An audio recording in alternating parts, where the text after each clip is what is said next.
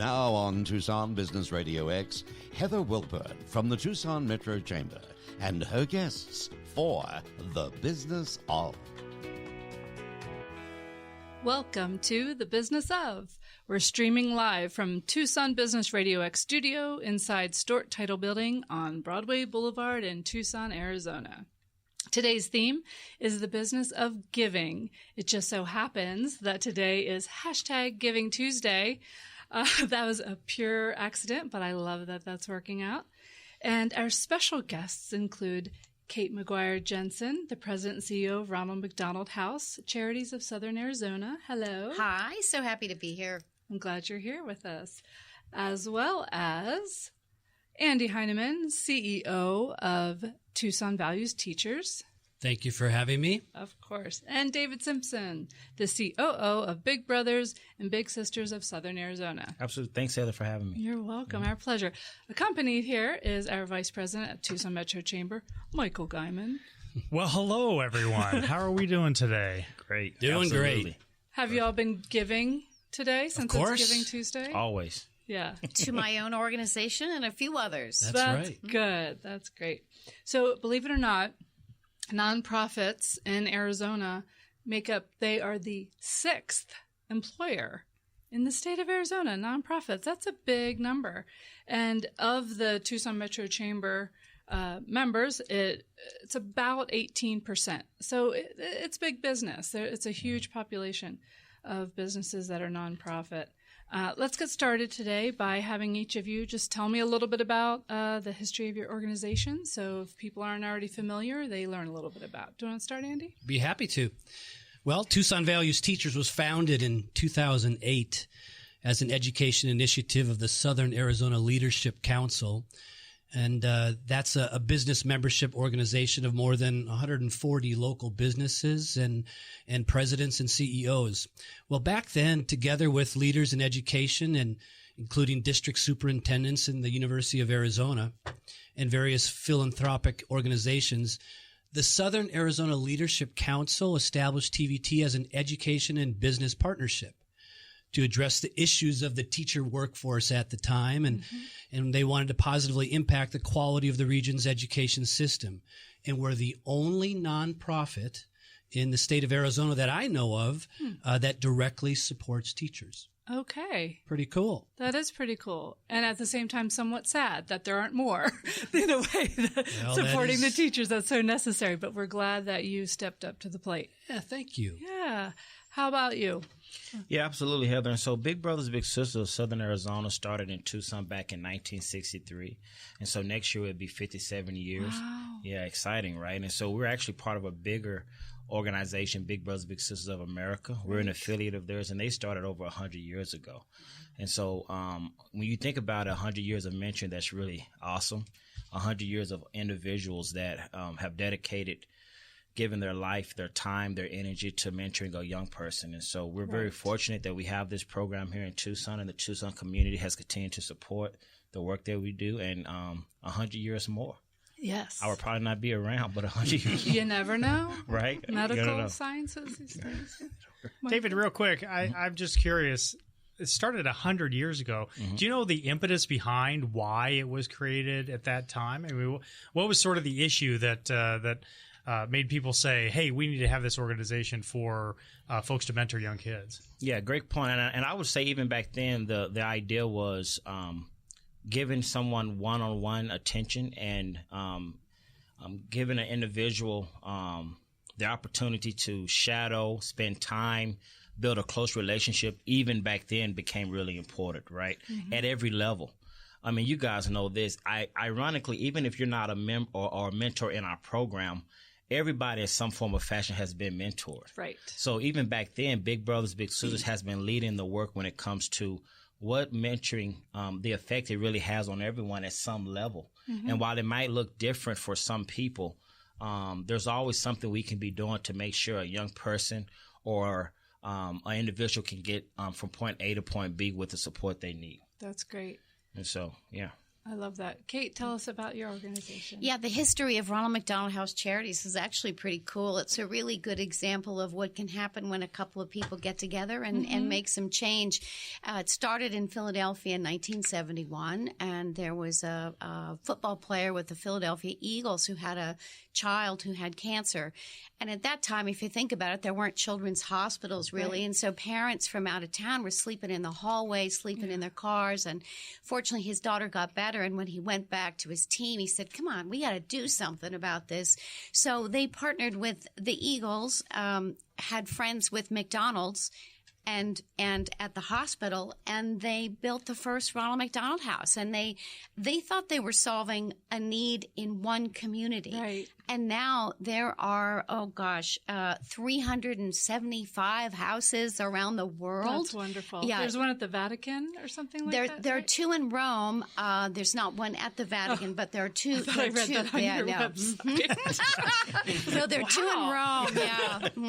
But so now Ronald McDonald House Charities has three core programs. The one that people know the most, of course, is the Ronald McDonald House. And that is our signature program. But there are two others. One is Ronald McDonald Family Rooms. We have one in Tucson at Banner Diamond Children's. It's kind of an extension of the house. It's a place for families with hospitalized kids to rest and regroup. And we also have a program called Ronald McDonald Caremobiles, which is very cool. There are about 50 of them in the country. We just started the first one in Arizona this spring.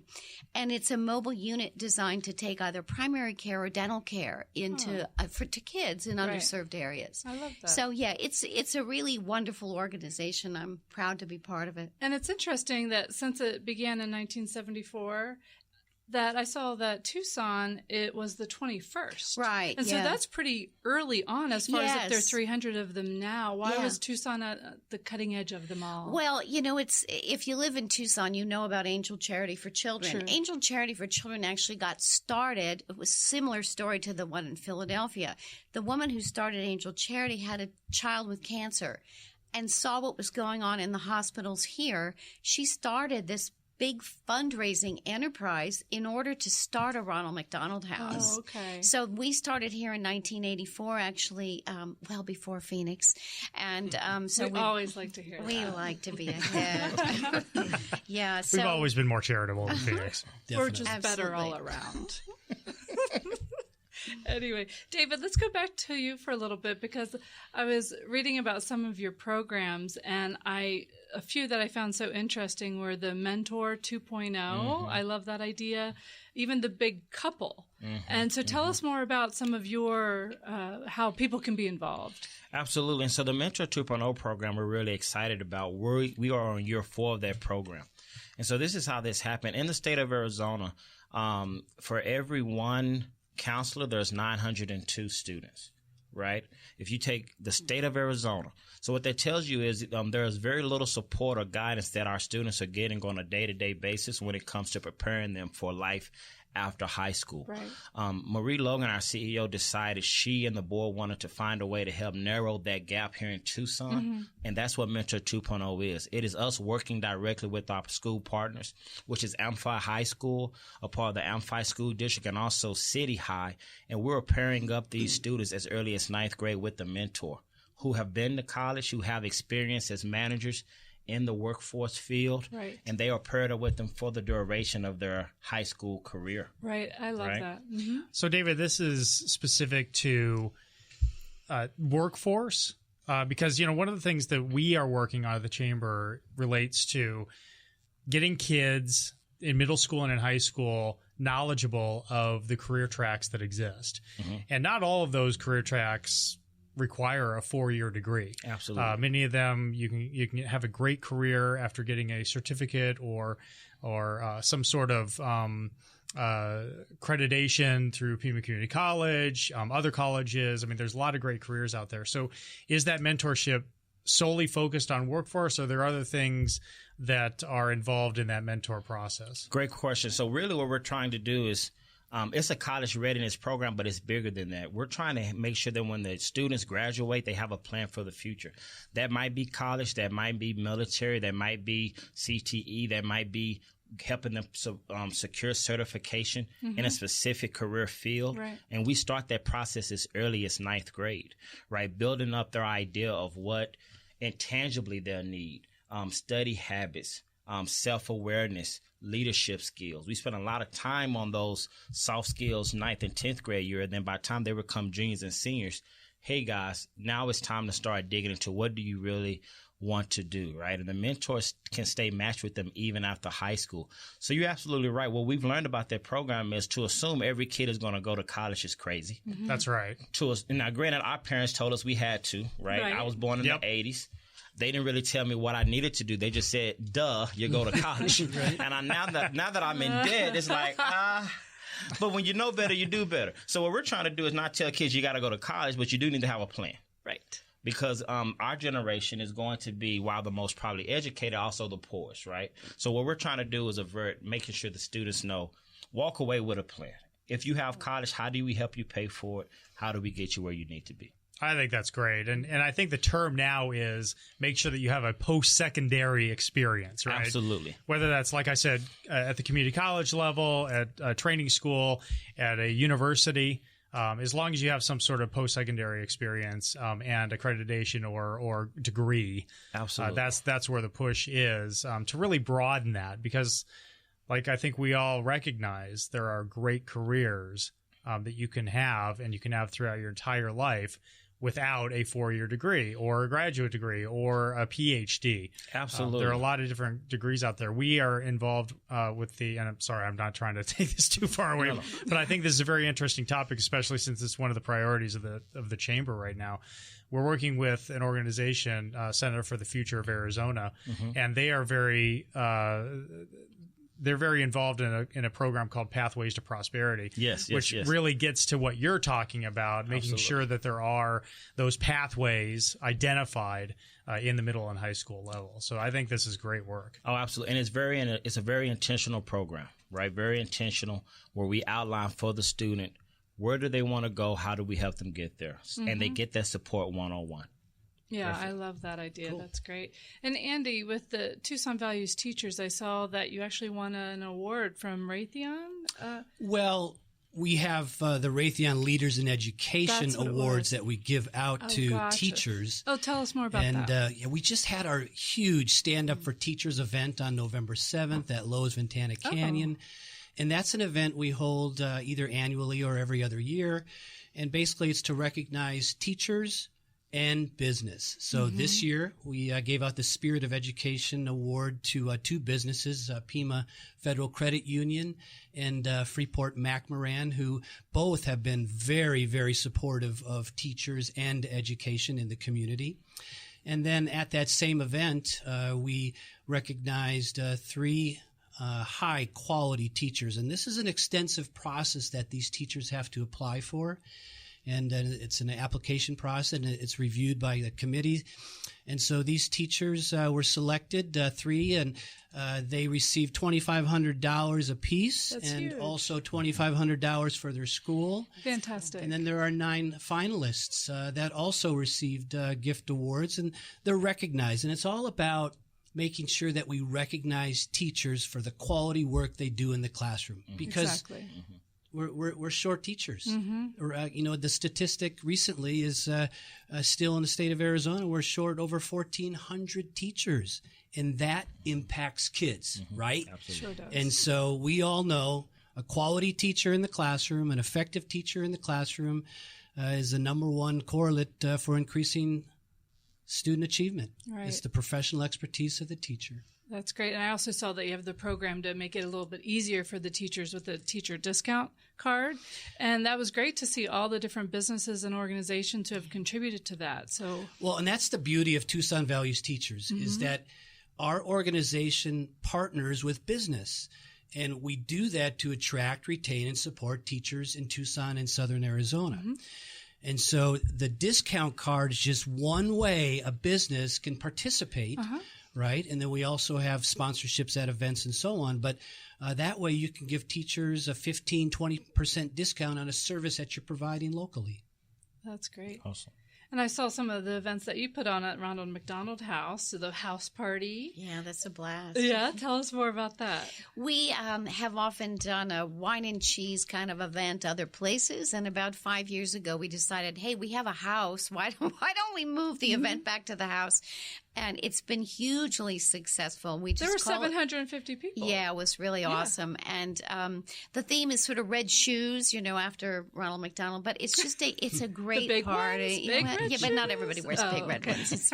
We had a red shoe fashion show this year. It was fun. Really Brilliant. quite exciting. But the thing is, it really connects people with our organization because they get to see the house and they get to understand, where the families live and all the services that we provide. Over the last couple of years, we've done a lot of remodeling. And so people who've even been to the house a couple of times get to see, they're new rooms. Last year, we added a healing garden because we realized that that's a great idea. Families, when you're under stress, sometimes you need some space outside to just take a deep breath. Nature's always healing. Nature is healing. And so it's a beautiful garden. It's got a little bit of a fountain and a walking path and light so you can go out there at night. Nice. And so the people who come to the Ronald McDonald House Party, they love to come see the house. So it's really been very successful for us. And that's once a year. That's once a year, September. All right, great. I saw something that both Ronald McDonald House and Big Brothers and Big Sisters has in common as far as events or fundraising, rather, is you're both connected with El Tour. So tell us about what people can do if they know, say next year, they plan to ride El Tour. Absolutely. Do you want to start? No, you go ahead. Perfect. Yeah, we're really excited about this because every year the amount of riders that we get for our organization continues to increase. And so even our staff are involved and they engage. I got to be honest, I keep telling my staff I'm going to ride. And I act like I'm having surgery right up to the time. Right? I got to do better. But yeah, it's like 25 miles, 50 miles, 100 miles. But anyway, the point is it's exciting. It's great. We're continuing to get more and more of those in the community who are willing to ride for Big Brother. So we encourage anyone who, and the good thing about this is that there are people out there rooting you on. It's for a good cause. Our youth are involved. And so next year, the process will continue to start again. Those of us who don't like to ride but want a situation where they could practice, we set those up as well with our organization where they can come and practice. Our staff are out there with you to support you, get you in a rhythm. That's a great idea. Yeah, right. And so we do those things on a weekend, bi-weekly basis to make sure that individuals who have decided to ride for us or help raise awareness for our organization don't feel as if they have to do that by themselves. And so, yeah, really great opportunity. Is it similar with you? We did a team for the first time this year, and it was a blast. It was very successful.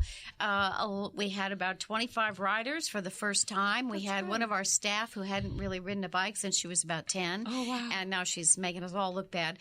But it was really a good event, and we were happy also to support the El Tour because it's a great Tucson event. We're hoping to expand it not only with our own team, but with the other Ronald McDonald House chapters, because one of our national partners is Southwest Airlines. We feel like we could package something so riders from Chicago and Minnesota and New York could come out to the El Tour. So it's good for Ronald McDonald House Charities and it's good for the El Tour. I rode El Tour de Tucson when I was 13. I did the full 108 miles. Wow. It's back when it started and stopped at El Conquistador. And I think I'm glad I did that because now I can say, I did it when I was 13. I don't have to do it again. I don't need to do it again. So, David, I'm kind of with you. I appreciate that about myself. Maybe I need to join a team. If I do it again, I just need to join a team. Let's all do it together. I've already committed to next year. And I did the 56 3 years ago. That's amazing. And it went so much better than I anticipated it would. And I actually did so well that my husband and children were still at home because they thought I'd be another hour. Well, good for you. So you're doing it next year already? I am. I committed verbally to friends, and my word is good. So we're going to fight over whose team you join. Oh, okay. Well, maybe we'll start our own at Tucson Metro Chamber. Yeah, maybe. The chamber cycles. I'm going to have surgery that year. Oh, right. But good luck. Right. So That's funny. So tell us just in general a little bit more about it. If someone is listening, whether they are local or not, how can they help? How can they get involved? Do you want to? Well, every organization has lots of opportunities to get involved. We have so many volunteer opportunities, and that's really a nice thing for people to do, to get really involved in the organization. You know, we all exist on fundraising. I don't know what your ratios are, but we have only 5% of our funding that comes in from government. Right. We bill Medicaid, and the rest of it we raise all year long, every single year. And you know, talk about a generous community. Tucson is amazing, and you know, we're all out there asking for money because it's what we do to support the mission that we have. And I like it when there are interesting ways that you do fundraising. For example, I've done the bowling that you do with Big Brothers Big Sisters. I did not do it this past year, but I did it the 2 consecutive years. One team spirit both years in a row. You did. That's right. That's nice. You don't know me well, but yes. Absolutely. I for Big Hair Don't Care when I was on Michelle's team, and then I had my own team the next year where all of us dressed as the Big Lebowski. Oh, awesome. Yeah, Perfect. with beards and all. I was very attractive. Great. And we have that event coming again in March. Oh, good. Our Both for Kids' Sake, and it's going to be a Harry Potter theme. Okay. And so go to our website. The information is posted. The time is upcoming. It's here. And can any age do that? Because I would think with Harry Potter that you'd get younger people, or do you want just older people, or is it no. anyone? I mean, if we have younger people who would like to bowl, they'll be there with an adult, obviously, right? And so we can make sure that if we have a young person who would like to be a part of this experience, we still encourage you to come, and we'll get you set up. But it's really not about bowling, right? One thing we tell people all the time is if you can't bowl, that's not the environment. It makes it more fun if you don't bowl well, actually. Right, really? Because nobody's out there really being serious, right? So, it's just a great experience for sure. We'll put the bumpers up for you. Thank you. Right, yeah. That's great. And I loved how the Girl Scouts always does the rappelling off the 17-story. I've done that. 51. I did that a few years ago, too. You are brave. You are out. Yeah. So do any of you have some creative ideas you have for fundraising that maybe have or haven't come to fruition yet? Well, at Tucson Values Teachers, we always talk about let's be a champion for teachers all the time. Right. And so we know the value of teachers. We know the value of education. And so you can take the pledge on our webpage and participate that way. We created a documentary that followed the lives of 3 teachers throughout the course of almost a year, and 2 elementary teachers and a high school teacher. And it basically is about 26 minutes. It's an award-winning documentary. It's won a number of awards in the state of Arizona. And it really portrays the challenges of a teacher and what they go through, and then also the successes of teaching and what they go through. So the funds we raise allow us to establish a public relations campaign and really bring awareness to the community of, number one, the importance of great teachers in the classroom, right? And number 2, some of the challenges that they really do face. Right. Now, how can we find this documentary? Well, it's right on our webpage at TucsonValuesTeachers.org. Fantastic. And definitely can see it there. And I'd encourage everybody to take the pledge because, teachers are a vital piece of our community. And let me just share this. As a former teacher and a former principal, I know what it's like to be in the classroom. I know what it's like to have great teachers in the classroom. But I am amazed at how businesses in Tucson and southern Arizona have just embraced our organization and other organizations, other nonprofits. Tucson is a very giving community. So I have a question that kind of follows up on that because, Kate, you talked about how 5% of your funding is from government. So I'm curious, do you know the breakdown of the other 95% between corporate and individual? Yeah, sure. Most of our funding comes from individuals. And, if you think about it, even corporate funding is really decisions made by individuals. But at least in Tucson, we don't have a lot of huge national businesses that are headquartered here. So most of our funding comes from individuals. I was going to share with you, I've got kind of a nice reverse fundraising story. When I started this job at the Ronald McDonald House a couple of years ago, we used to charge families $15 a night to stay. And our national charter is you would never turn anyone away if they couldn't pay it. But when I looked at how much money was coming in, it was really not very much money. It equated to about, 5 to 10% of the families who were staying could pay the $15. And I thought, who wants to stand at the front desk and say, I don't have $30? Right. And so I went to the board and said, what would you think about waiving this fee? My intent was not fundraising. It was really to better meet the needs of the families. And the board said, absolutely, get rid of it. And let's just, let them stay. Well, in the 12 months that followed, and this has continued, the amount of money we receive in donations from our guest families has gone up by 60%. Interesting. And so families have the joy of making a gift instead of what's so fun about paying a bill. And it's been really gratifying to me because it's a better experience for the guest family, and it's been better for the organization. Bravo. That's sweet. That's great. I love that story. And tell us a little bit more about just experiences that people have had. You talked about the documentary, but tell us maybe some more stories about students or parents raving about a teacher. Well, I was going to talk about how the documentary has kind of catapulted one of the teachers in that they were a finalist for the Arizona Teacher of the Year and really gotten great exposure. Tucson Electric Power has been an amazing sponsor. Good. And they really assist with our gift cards that we give out at the beginning of the school year. We have an annual supply drive for teachers, like many supply drives occur, but ours is different in that we give teachers actual $50 gift cards that they can spend as they choose at Office Max, Office Depot, and for the supplies they need. But it's that kind of partnership with the businesses locally that really help catapult teachers. And I'll never forget when I was a principal and a teacher received a gift card in the mail, they ran down to my office and waved the gift card and said, can you believe I have $50 to spend on supplies? Now, to many people, they might not think that's a lot of money, but, teachers spend a lot of money out of their own pocket to take care of their kids in their classroom. And so basically, this teacher, the excitement in their eyes and just allowing them to go purchase what they needed was gratifying. That's wonderful. And I know personally some big brothers, big sisters stories from what my friends have experienced, but tell us some of your favorites. Yeah, absolutely. Just to think of one, Heather, we have a young man who started our program at 8 years old.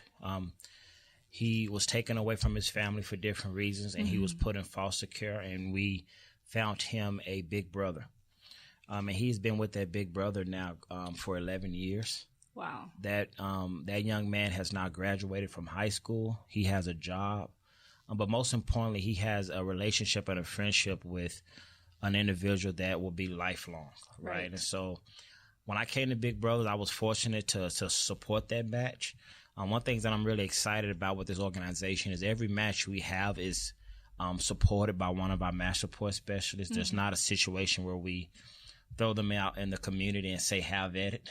There's a lot of safety and training and really purposeful interaction we have with our staff and the volunteer, the parent, guardian. And so to look at that match and to see how it's grown, to see that young man now be older and talk how his big brother, helped save his life, right? He needed a lot of direction, a lot of guidance, somebody to be in his corner, to say that they believe in him.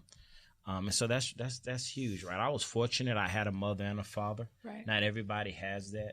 And so anytime somebody's ready to donate so much time and energy and concern for another individual is always great. Well, I saw also that not only is it individuals, but couples can be involved Absolutely. as So let's say you have a husband, you're married, Heather, right? So for example, and it's funny because with our big couple program, oftentimes the wife might say, I want to do this, and the husband like, I don't know. And the husband like, I think I want to do it. And the wife say, I don't know. Normally it's the wife saying, I want to do it, right?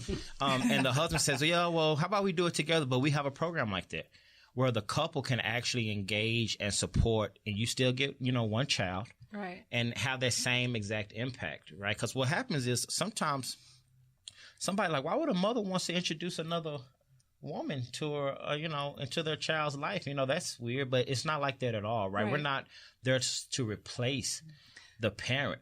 What the big couple program, just like the rest of our program, is adding that support structure and more, continuing to add to the value and the success of that child, building that base. Right. And so the big couple program works very similar. You get well trained. We interview the both spouses, find out what their strengths are. You guys will tell us what child you're looking for as far as what you believe is your best fit. And we'll find you someone and start building that relationship right away. And so it's a great way for the couple to get stronger together. It's a great way for them to spend time together. And our big couples have said, because a lot of them have been married a really long time, we have received a lot out of this program. Right? Not just a child, but themselves, right? Great experience. And generally speaking, are they a couple who has had kids where the kids are out of the house now, but they still want to influence someone? Or is it where maybe they never did have children? Actually, a little bit of all of that. We have big couples who have children. We have big couples who children have graduated, and we want to continue to find a way to help and get back to the community. Or we have big couples who have never had children, and they have the time and the resources to help mentor a child. And so I would encourage anyone that's thinking about it, at least come to the office or give us a call and let us spend time with you and explain it to you. Don't think, oh, that's just too much. You'll be surprised how quickly you can make a huge impact in a small amount of time. For sure. Yeah, and the kids, like you said, sometimes they do have both parents, sometimes they don't. And regardless of the situation, it still is great to have another adult in your life who is just going to broaden your horizons about maybe things that your own parents want to be interested in or something like that. So it's a win-win. It's not like you're doing any replacement. Absolutely. It's just embellishing influences positively. It's funny how children will listen to others other than their parents. What do you mean? Yeah, that never happens. right? Absolutely. And mothers will say that. They will say, I just need somebody to get to my daughter because she's not listening to me. Right. I just cannot reach her. Exactly. And it's not a jealous type thing, right? Because the way the program is set up is the parent going in is highly engaged and a part of their relationship. Or one of my friends who's a single mom with a boy and a girl, she has a big brother for the son because she is a single mom. And so she wants him to have that opportunity, and he's flourishing with it because she's not going to go roll around in the dirt with him, but this guy will. Absolutely. So yeah, right. Absolutely. Yeah, and if the mom did, we'd be like, something's wrong with the mom. She shouldn't be rolling in the dirt. So, but with this program, they could do that. With this program, they could do that. We got bigs that might want to roll in the dirt. So. I think moms can roll in the dirt. Yeah, right. No, I'm thinking of my wife. Maybe I don't know. I don't know if she'll roll in the dirt. I was just making. Yeah, you're fine. I'm just messing with you. That's great. For the business of. Tell us a little bit about maybe a personal experience. Sure. For any parent, your biggest worry or your worst nightmare is having a really sick kid.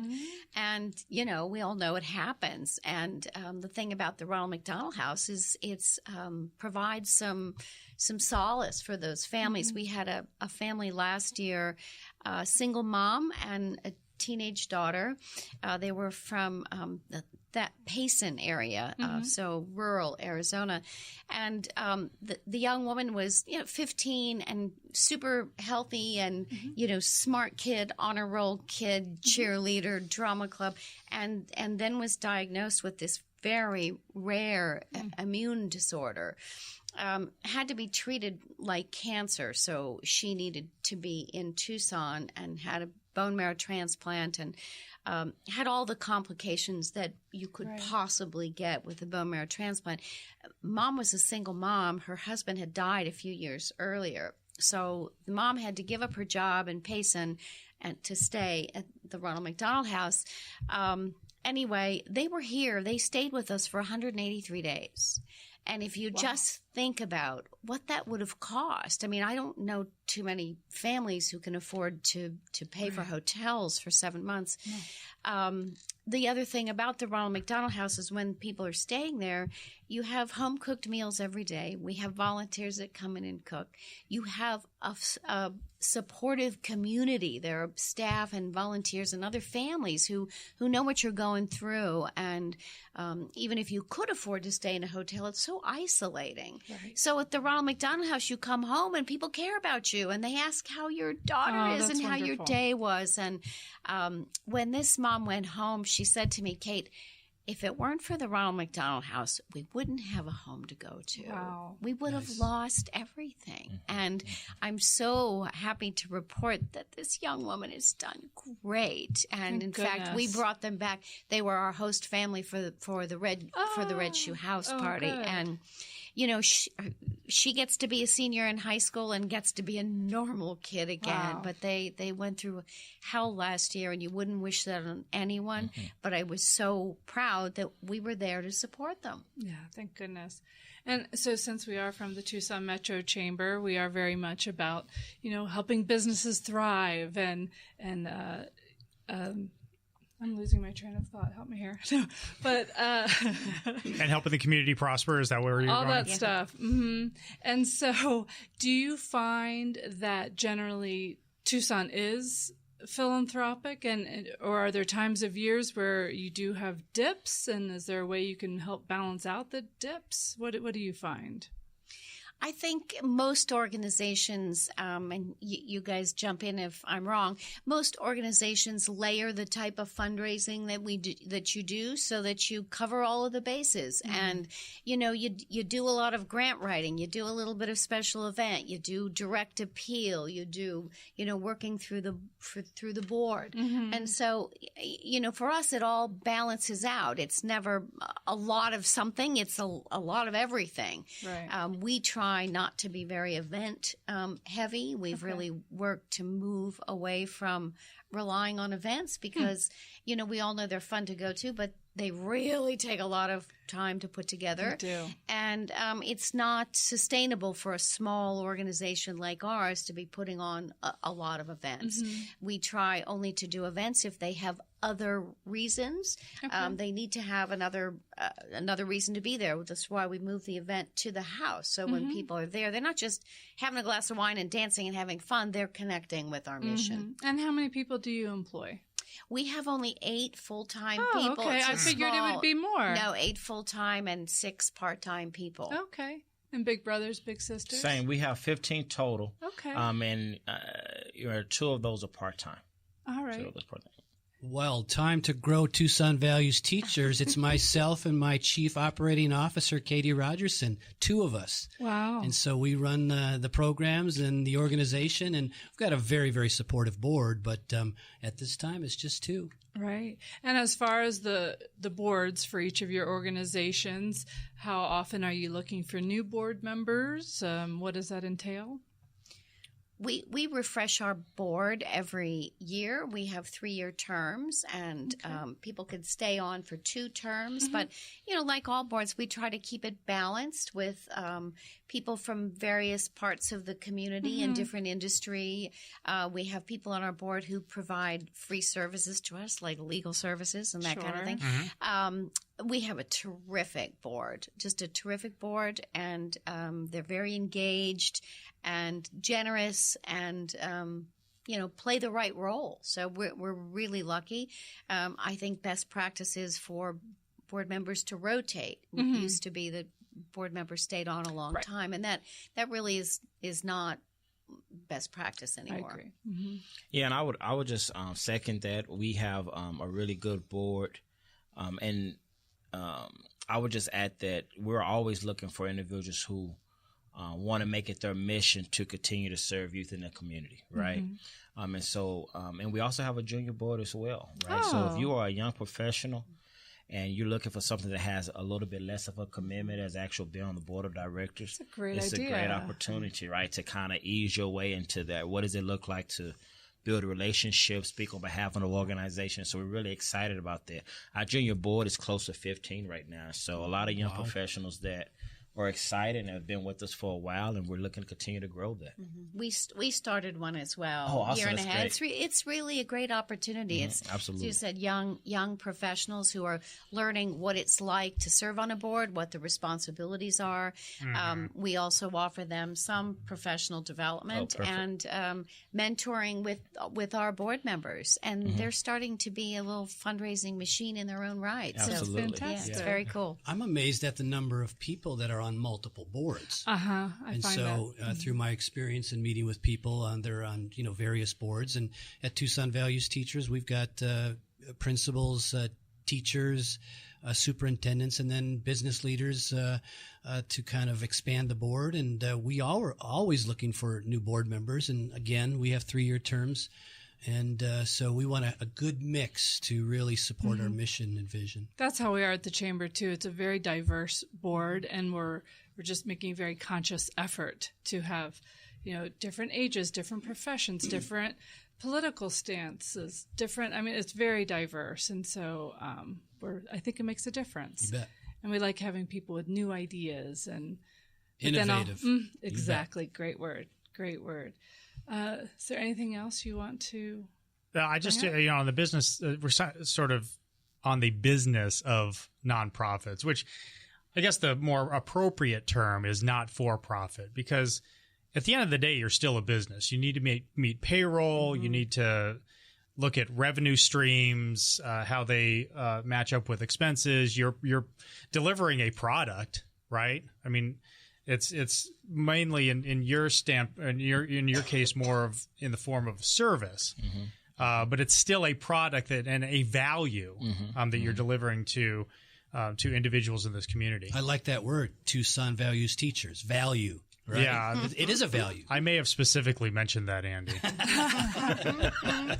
I heard someone in the nonprofit community stand up a while ago and say, we really should rename ourselves because no other organization names itself with what they're not, right? And, That's so true. And to your point, Michael, the thought when you talk about being a not-for-profit, some people get the idea that you don't need money, and clearly you do. You need money. So this individual was saying we ought to call ourselves, social impact organizations or something that speaks to the nature of the work instead of what we're not. Well, and you certainly hear some of that. I mean, you refer to some organizations as charitable organizations, right? Which is a little bit different from the chamber. The chamber is a not-for-profit. We're a 501c6, so we're different in a lot of different ways, but we are still under that sort of non-for-profit model. But the question I wanted to ask, and you all can take turns answering this. Here in Tucson, we have about I believe the number is about 2,700 nonprofits, and a lot of people say that we have the highest number of nonprofits per capita in the U.S., or at least in the Southwest.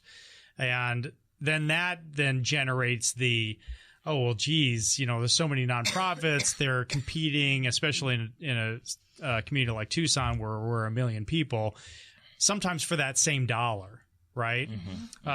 So I guess I'm interested in your thoughts on is that a good thing that we have a lot of nonprofits? I used to kind of make the statement, which I don't anymore because it's not a very nice statement. It's more of a cynical statement. But the statement was, boy, if I had a great idea, I'm just going to start a nonprofit instead of going to a nonprofit that may have a similar mission and, try to work with that nonprofit. I'm just going to start my own nonprofit. But that then sets up the situation where you have some of these groups that have very similar missions that are competing for that same dollar. So I'm interested in your thoughts on, is that a good thing or a bad thing? Yeah. Well, when you speak about nonprofits acting and operating like businesses, I think that's more true now than ever because of the fact that there are so many of them. I think almost all nonprofits work the way businesses do, where they look at what's the need in the community. Are we the best ones to meet it? is this a model that's sustainable? It's the same kind of questions that a business would ask itself. Sure. So I don't think that there's a huge difference anymore between the way our organizations operate in the nonprofit and the for-profit. I also find, and I'm sort of new in this industry, I've been in nonprofit work only for 3.5 years, although I've worked on boards and such for a long time. I find that there's a great cooperation among nonprofits. We work with a whole bunch of nonprofits that help kids and families, and there's really a great spirit of cooperation. You know, you're right that we're all sort of competing for the same dollars, but we operate from a place of abundance that, you know what, there is enough to go around. And to me, when you adopt that attitude, it works. And I would just add to what Kate said is, so it is a lot of nonprofits and we do compete for the same dollars, but the mentality is what's important. Organizations in Tucson specifically will need to continue to figure out how can we work together to better serve the greater good, right? If I know I specialize in something specific because of my mission, is there, and I know there's another organization that does it a little bit differently, and there's a way for us to partner, and it's going to get that child, for example, closer to the mark. Sure. Then how do we make that happen, right? How do we come to the table with open minds to find the best way to drive that home? And so, I work under really great leadership, and so we're very careful to just jump into things that's not our lane, right? It's like the quickest thing you want to do is jump into other people's lane or allow creep to happen just to chase this. And we've done great in not doing that. We know what we are. It's important for organizations to know what they do well and use the resources, even if it's other organizations, to try to fill those gaps if need be, right? We're big into collaboration for sure, often. Even right now, we decided to collaborate with the Tucson Downtown Partnership for a coat drive. I reached out to you about that originally. But and we have already brought in a little more than 100. No, I think we're up to maybe 130 coats combined in not really that much time. And it goes for a few more days. And it's just been so neat. It's definitely been a power in numbers, where they're doing some social media, we're doing some social media, but we're doing it in a collaborative way where both of our names get out there. We're both collecting coats, but it's a power in numbers, and it's going really well. And there's no reason to not collaborate when, even if you do have a similar membership base or something like that, why not? For the good of the community. Absolutely. So, and when I heard that there were so many nonprofits in Tucson compared to other cities our size, I asked myself, why is that? And that tells me that there are needs. There are needs in our community. And each organization has a focus, has a mission, has a vision. And it allows, there's not a positive or a negative. I think it allows people to choose where they want to put their dollars. And, Tucson has that spirit and that spirit of giving. And we all flourish from that. I love that. Well, I think we can go ahead and wrap it up. Michael and I hope you enjoyed this episode of The Business of. Thank you to our special guests, Kate McGuire-Jensen, Andy Heineman, and David Simpson. We'll upload a photo of all of us so you can put a face to our voice. And you'll be like, oh, so that's great. What they look like. And that's also on the TucsonBusinessRadioX.com website is where you can find everyone's bio and any contact information you might need so you can reach out to be involved with any of these wonderful organizations. And then please follow Tucson Metro Chamber on all of our social media channels and check out TucsonChamber.org for our upcoming events or any membership information you might need. This is Heather Woolpern and Michael Guyman. And we look forward to sharing more about how the Tucson Metro Chamber helps Tucson businesses thrive when we host the next The Business of.